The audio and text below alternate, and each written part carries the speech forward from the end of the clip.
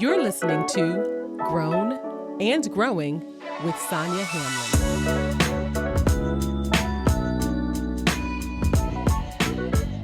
What's up, everybody? Thanks for joining me for another episode. Before we jump into today's topic, I have a few reminders. First, episodes of Grown and Growing come out every other Tuesday. That's right, every other Tuesday. Now, you don't have to remember that if you like, follow, or subscribe to our page on your favorite podcasting platform or app. Next, follow us on social. We have Instagram and Facebook pages, which I've linked in the show notes. Great. Now that we've checked all those boxes, let's get into this topic. I know the name of this episode is a lot. F them kids? Yes, it is with a question, guys, not a statement. I still love the kids. It's actually a reference to the final season of Insecure when Issa slam dunked that baby into a bin and then she said, F them kids. So I get a kick out of that every time I see it or say it. So I decided to name this episode that because it's also very relevant to today's topic. We are talking about paying for kids to go to college. Now, I got the idea for this topic when I was talking to a really good friend of mine at a housewarming. I don't even know how the conversation began or ended. All I remember is her response to me saying, I'm not paying for my kids to go to college. Yes, that's what I said. And I got all the shock, awe, and judgment. And so that's what I want to talk about today, paying for kids to go to college. Now, if you're a parent with adult children, or if you have been saving in a 529 since your kid popped out of the birth canal, this conversation may not be for you. But for the rest of us, yeah, let's talk about it. So let's start with the good.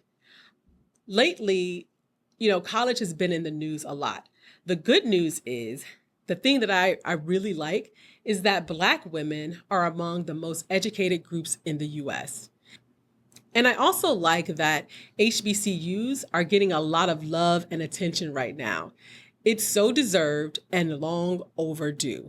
So those are the good things about colleges, a couple of good things about colleges. The flip side of that, though, are these dang on student loans. While Black women are graduating at a higher rate, they're also graduating with 20% more student loans than white women. And Black women have the highest amount of student loan debt than any other race. Black people in general graduate with about $25,000 more student loans than their white counterparts. And it's not just Black people, though. The United States has a student loan crisis. People of all races, backgrounds have student loans to the degree that it is a crisis in this country. In general, a lot of adults I know fall into three camps. One, they've never had student loans or they've already paid them off. Kudos to them. Number two, they don't mind paying Sally Mae for as long as agreed. So they're going to pay that thing until that thing is done. And they don't mind that. That's fine. That works for them. And then there's this third group. They don't intend to pay Sally Mae or Navient in full ever, never, ever. They defer their loans or their get forbearances, all so they don't have to pay. That is the goal. And I'm not here to judge. Whatever helps you sleep better at night or whatever helps you best take care of your family or yourself, I say do that. This is a judgment-free zone. I think that if it were a matter of pay or not pay, I think most parents would just pay for their kids to go to college. But that's not happening. And it's also probably not possible. And why? It's because we got our own. We got our own student loans. We got our own other debt, or we just have the inability to pay. It is widely known that student loans are trash. They're predatory. And college is way too expensive. I actually just read a stat that said in the last 10 years, the cost of college has gone up by 30%. That's crazy. Now, before we get into the details of what I'm talking about, I want to offer this disclaimer. I know that there are other options that young adults can pursue besides college. There's the military, there's trade schools, entrepreneurship. You could be a YouTube influencer. You can get an OnlyFans page, whatever. There are other options for people to take care of themselves. But for the sake of this conversation, we're talking about paying for college. I think that it's important, or I think most parents would want their kids to have some kind of plan when they graduate from high school. It is just not practical or smart, really, to graduate without a plan, whether that's going to college or not. And, if you want to be successful in life, I think that you're going to have some education. And it may not be college. It may be taking a course or getting a certification, but you're going to have to pay for some type of education or professional development somewhere along the line of your life. Now, I want our conversation to be realistic about paying for college. I don't want to live in the woulda, shoulda, couldas. I don't want to go back to 28 when I first had I was 32, actually. I don't want to go back to 32 when I first had my son and talk about what I woulda, shoulda, coulda done. That time is gone. I can't get it back. So I want to talk about where I am today and where I think I may be in the future. In full transparency, I do not have goo gobs of money saved for my kids to go to college. They're 9 and 11. Now, I'm saving, I'm investing, I'm doing what I'm supposed to be doing at this point. But by the time they graduate from high school, it is highly unlikely that I will have enough money to pay for 4 to 5 years of college out of pocket. It just ain't happening unless, I get that Powerball win or something. So I know some of you may be asking, Sonia, how did you allow that to happen? Aren't you smarter than this? I mean, yeah, I should have been smarter than this, but ultimately, I have to blame my parents. Sorry, Mom, but I'm only blaming you a little bit. How I was raised does have an effect on where I am now. And I say that because my parents set me up for life as best they could. They did a really good job, I think. Education was definitely instilled in me at an early age. I didn't have an option. I was going to college, and that was that. But when it came to a financial education, no, we didn't get that. I basically had to learn by observation. And I'm not sure if I had the best parents to observe in this area. But basically, I had to spend a lot of my adult time learning by living. I had to learn and make mistakes and recover from those mistakes. And when I got to a certain age, I started exploring different money philosophies. I read all the books, Susie Orman and Robert Kiyosaki and Dave Ramsey. And now I listen to Ramit Sethi, or I listen to those Earn Your Leisure guys, trying to develop my own philosophy and approach to money. But while I was on that journey, trying to figure it all out, my kids were growing up. And the interest on my student loans and the cost of college were also going up. But I was basically learning how to put my own gas mask on first. And we'll talk a little more about that later. So back to the sentence that got me here to this topic. I am not paying for my kids to go to college. That sounds very harsh, but I want you guys to hear me out. It is a fact that I cannot pay for 2 kids to go to college out of pocket. I just can't. The facts are the facts. The math ain't mathin' in that regard. But I'm also strongly anti-parent student loans, or I will not be co-signing for them. I don't co-sign for nobody, and I'm not going to start with my kids. But this doesn't mean that I'm abandoning them. It just means I'm going into the situation with my eyes wide open, and I have a plan, guys. I have a plan. Here are some of the ground rules I have around college. Number 1, my kids will have a financial education. That's the first thing. I think it starts there because I really want my kids to know how to use money as a tool. I don't want them to be afraid of it. I don't want them to think that it is some fantasy or magic. I want them to understand how money works and how they can use it to give them the best life that they can. That's number one. Number two, these kids have to have some skin in the game. What do I mean? It means they gonna know that when they graduate from high school, that there is no pot of gold at the end of the rainbow that is magically going to pay for college. We're gonna start having these discussions early, like right now. Like, okay, how well are you doing in school? Because you know, mom and dad are not paying for college. Not in a way that they feel scared by it, but just so that they're informed that, if you have good grades, you can go to college for free. So we'll be looking into scholarships. We'll be looking into work studies and grants. And even if they have to get a job while they're at school, that's what's going to happen. I want to exhaust all of the options before we even get to student loans. Number 3, the college has to match the budget. Yes, we need to know how much these colleges cost before we apply for them. And I'm going to have my kids do that.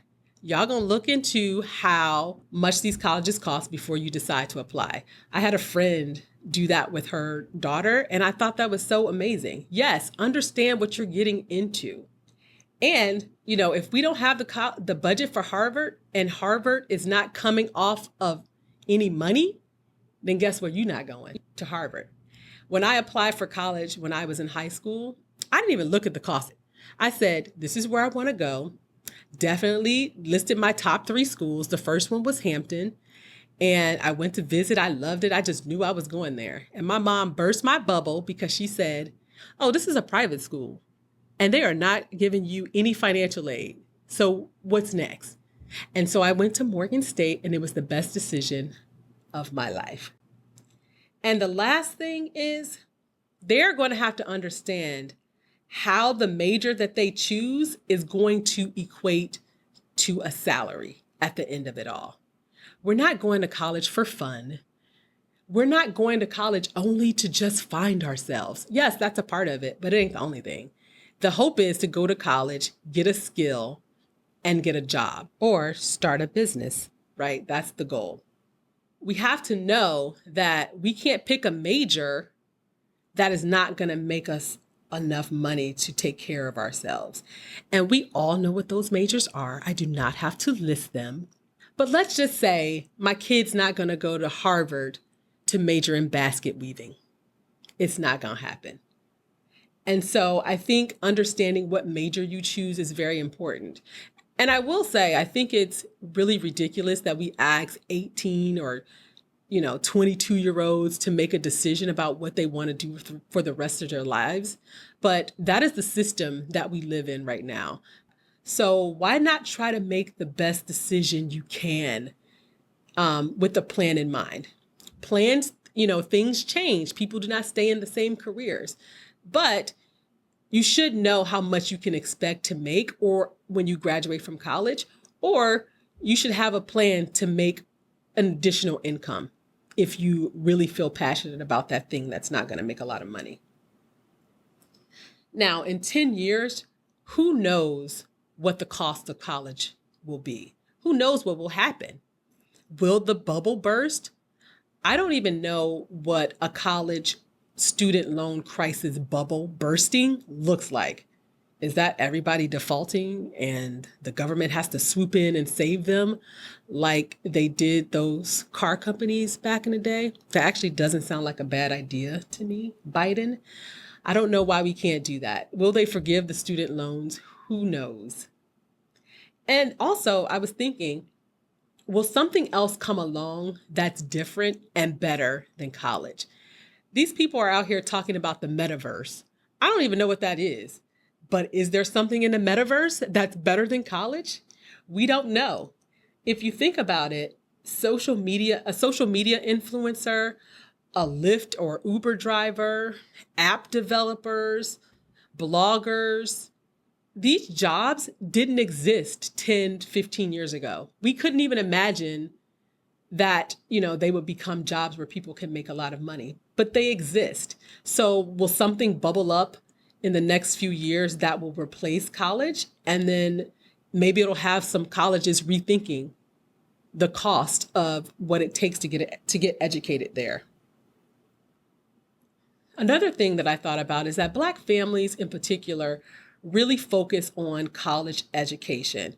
And for many, many good reasons. There's a lot of data that says getting a college degree and an education can set you up well in life. It can get you a higher salary than not having it right after college. There's data to support that. But there's also a huge shortage in this country of skilled laborers. And I know, ooh, that sounds icky, skilled labor. No, we should all go to college. But hear me out. It has skill in the name for a reason, because it takes talent to do it, and it's necessary. There is a lot of money to be made in carpentry, in being a plumber, being an electrician. Ask any contractor who is looking for skilled workers to help them in their business, and they can't find them. There's a lot of money to be made learning a skill or owning a business in one. And to me, there is no shame in that. I know there's a lot of conversations about following your passion.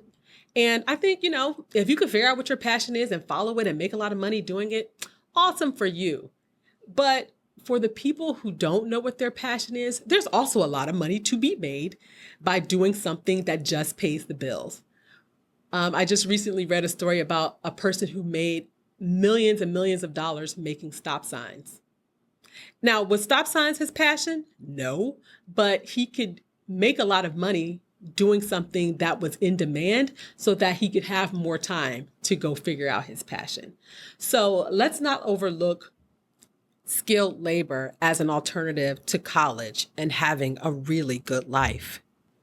Now, I would be lying if I said, not paying for college was only about setting my kids up to be successful in life, teaching them those lessons that I talked about earlier.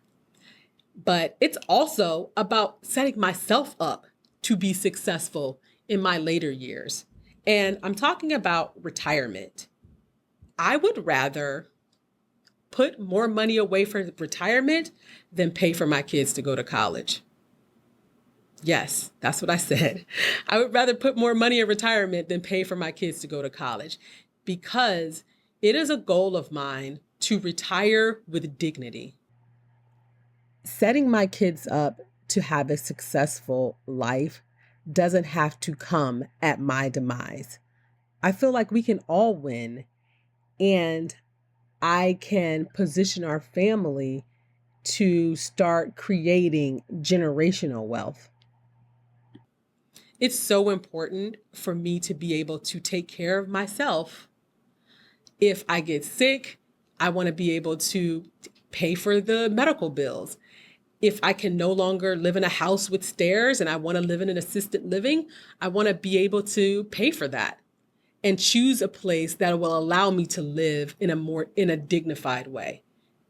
Also, if I just, choose to pay into my retirement more than college and I happen to die, that's okay, because I'm going to set my kids up and leave them with a legacy and hopefully, start a cycle of creating generational wealth for my family.